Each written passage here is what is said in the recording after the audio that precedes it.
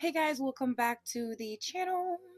So, I have to give a disclaimer for today's episode because it involves children, lots and lots of children from the ages of 6 to 17. So, guard your loins. You've been advised.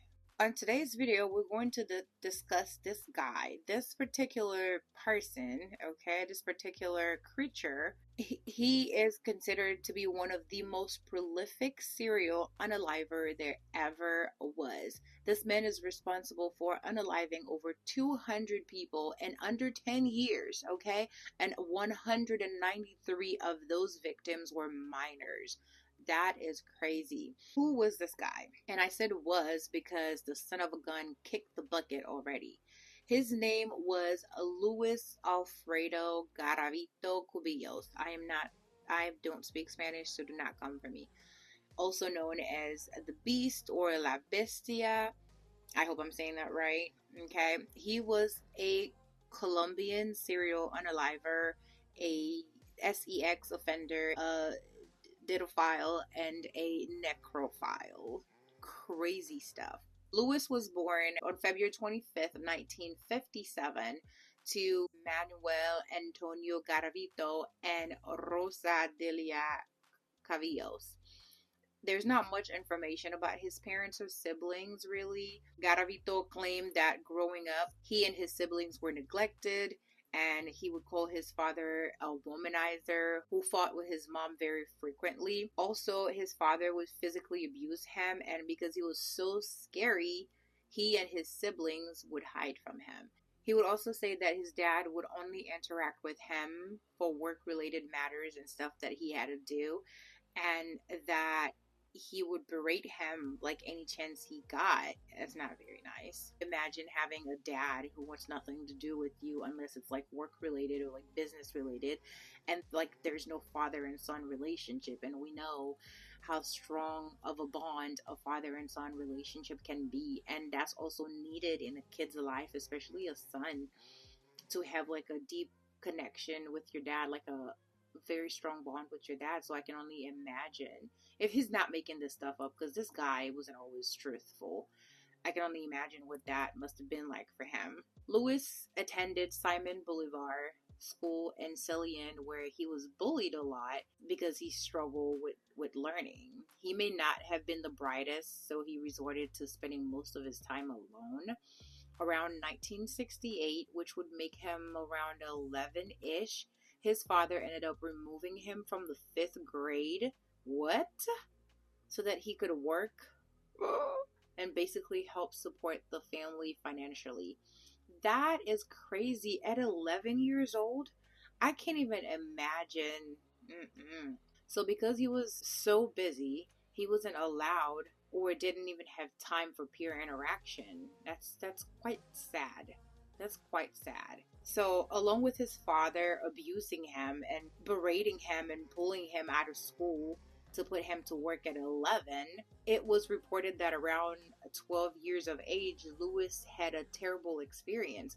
According to what was reported, the dad took him for a routine vaccination, and the phlebotomist, who was the family friend, like pharmacist, neighbor, you name it, actually molested him. Okay, and this man was said to have been a devoutly religious man who is doing that kind of stuff on the down low. He allegedly bit him, burned him, and cut him during that incident. And after that, it was reported that he then started allegedly unaliving and dissecting birds out of frustration. Then it escalated to him doing stuff to his younger siblings, and then that escalated to him allegedly doing stuff with a 6-year-old little boy. So he basically started doing the exact same thing that this man did to him. And he never really took an interest in women or girls his own age. Wow. And according to the family, Lewis became very distant, withdrawn, kept to himself, and he was extremely aggressive. He was ready to pop off over any little thing, and he just wanted to come for everybody in the entire world. That's just how angry he was. And I think I have an idea as to why, because like I do believe, like, even though he does make a lot of stuff up, but some of the things that he went through, I believe that they may have happened for real. Another incident happened when he was about 14. They moved to another city in Colombia, and there, Garavito was shown hetero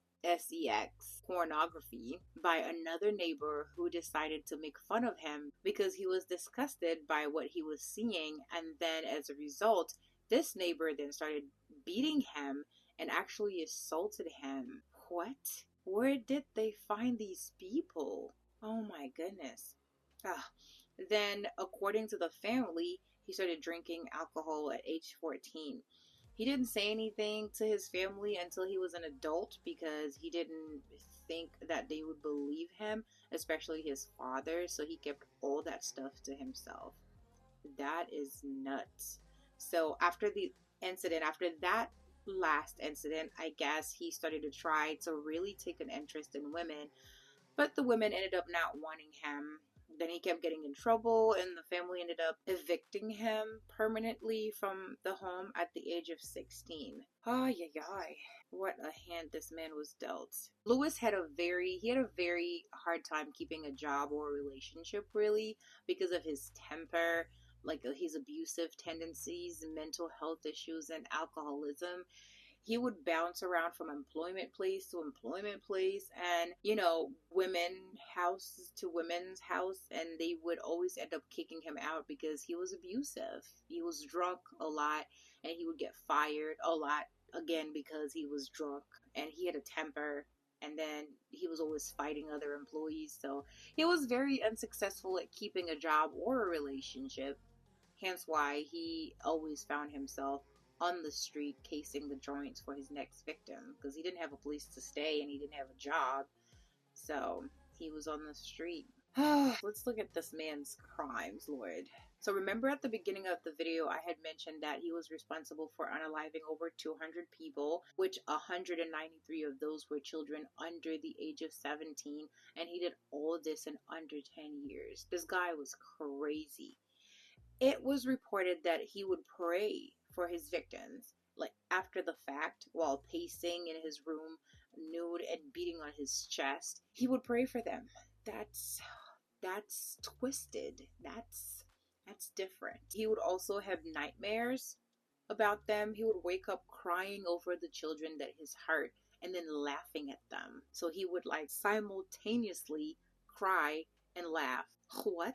Oh my goodness. Whew. Anyway, so from 1980 to 1992, he allegedly raped, sexually assaulted, and tortured about 200 youth. Mind you, for about 5 of those years, he was in a psych ward due to his attempting to unalive himself several times. So from 1980 to 1992, which is about 12 years, and for 5 of those 12 years, he was in a psych ward, which left him with about 7 years to commit these crimes. That's 200 people in 7 years. That's crazy. And the weird thing is that it's almost like he used everything that happened to him in a bad way to just pass that on. Like he would disguise himself as a priest to lure children out to him, and he would target the ones that are looking for help on the side of the road, or that are hustling to help carry their family like he was. That was part of his childhood, because remember, as a young boy, he had to leave school to go help his family financially. So those are the children that he would kind of like target. There's a weird correlation here. But then again, like I said, I'm not an expert in mental health or psychology or any of that, but I am putting this out here.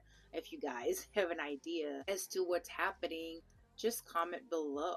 So when he was raping and torturing them, he would bite them and burn them, things of that nature, and like things that also he had to endure.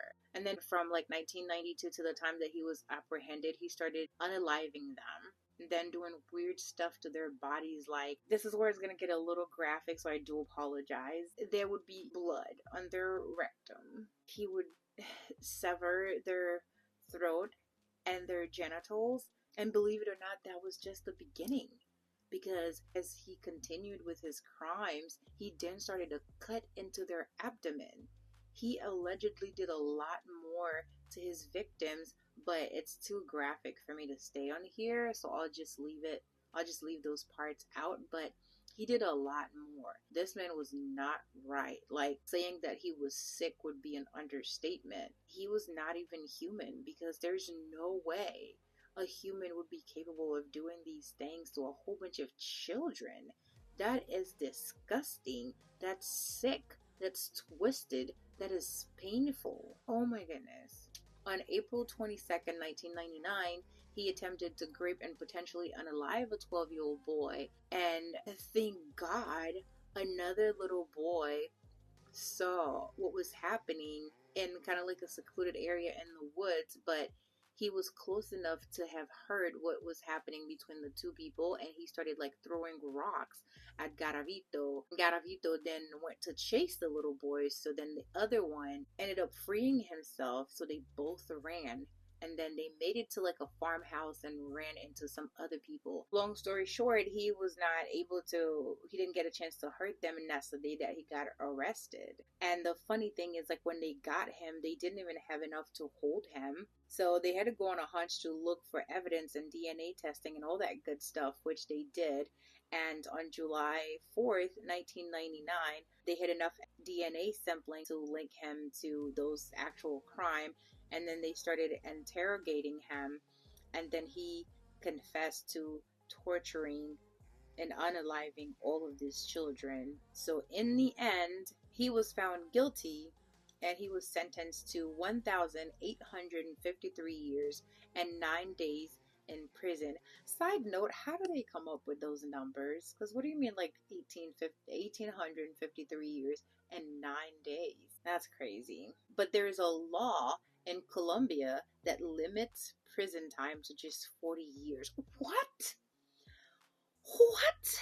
That is crazy. That is the dumbest thing I ever did here. That's really dumb. Oh my gosh. And also, because he, oh, I'm so upset. Because he had helped the police find their bodies, his sentence was then further reduced to 22 years. That is outrageous, because it doesn't matter if you help with the bodies. You committed those crimes. You hid those bodies, so it's only fair that you help uncover them. That is ridiculous. Oh my gosh. So had he not kicked the bucket, thank God, he would have been released after serving only 22 years for all of those people whose lives he took. I am so angry. Like, I know I'm new to this, and I'm probably going to have thicker skin, because I thought I would be alright, but this was really hard to research. Like, what? And then I'm just so angry because 22 years? What do you mean there's a cap? What do you mean you cap your prison sentence at 40 years? What does that mean? That's ridiculous. That is dumb. To think that this man would have gotten out after only serving 22 years is ridiculous, is mind-blowing to me. I know that it shouldn't make that big of a difference, because a human life is a human life, but like, I feel like the children, like just the little kids, for me, all those little boys, it was just so painful to see what he did to all of them. They were little kids. I know, like, he had a shitty childhood, I know that, but it does not excuse him to be this much of a shitty human being to where he would like proceed to unalive all these children. I don't know. You have to let me know what you think. Do you guys think that something could have happened along the way in this man's upbringing that could have altered his personality? Because I mean, we all go through things in this life, but I don't think all of us go around unaliving people, you know. I know he was diagnosed with antisocial personality disorder and also narcissistic personality traits, so I think that explains some of his behaviors. I don't know. What do you guys think? Do you think that the diagnosis accounts for the things that he did alone, or was he fighting some other demons, or I don't know? Let me know, because this guy was a little too crazy. But anyways, let me know what you guys think down below in the comment section. As always, thank you guys so much for watching, and please don't forget to like, comment, share, and subscribe, and I will see you guys in my next one. But until then, I hope to see you in the comment section. Bye.